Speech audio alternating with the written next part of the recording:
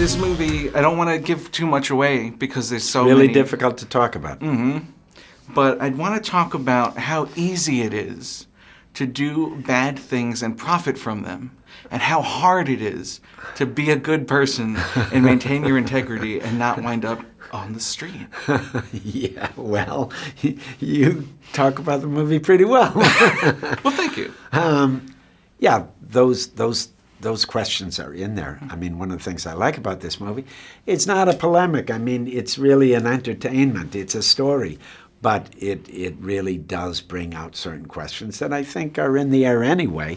But sometimes, as we know, it's easier to talk about things through a filter of the past. We can see the present better through the filter of the past. And I think that's the case here.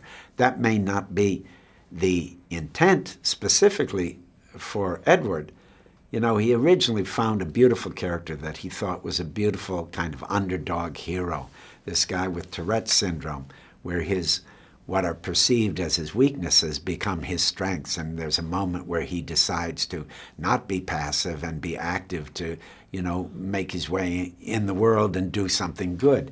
That's was the initial impulse. And then when he added this story, set it in the 1950s, took it from a novel set in the 1990s, put it in the 1950s for reasons kind of complicated to explain, and then had a whole other story. That's where that story led to these questions. It's so interesting, the relationship between Lionel and Paul. How Paul is, you know, it would take very little different for Lionel to wind up like that or worse. It's true. It's true.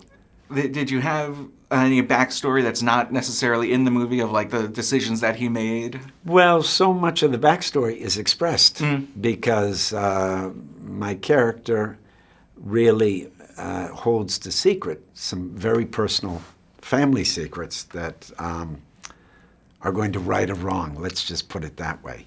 And in expressing his family history and his relationship to this secret, he talks a lot about himself, so it's really written. That did not have to be invented.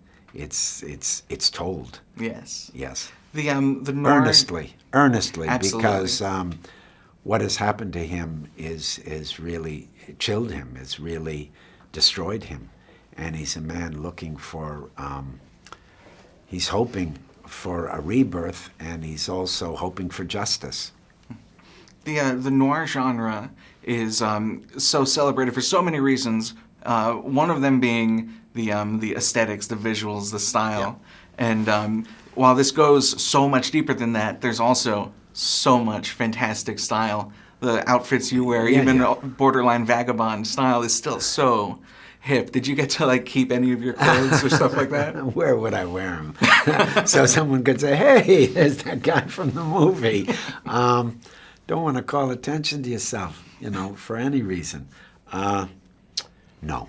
Fair enough. No. But they're good. They're good to enter the world. The costumes, the best thing a director can do. I mean, often people think that it's all these conferences between takes saying, "Oh, talking about the psychology of things," but more often it's wonderful when a director makes a world that's so complete, so articulate, so evocative that you enter it and it works on you.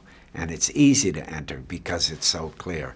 And that was the case with this because it was familiar but also exotic.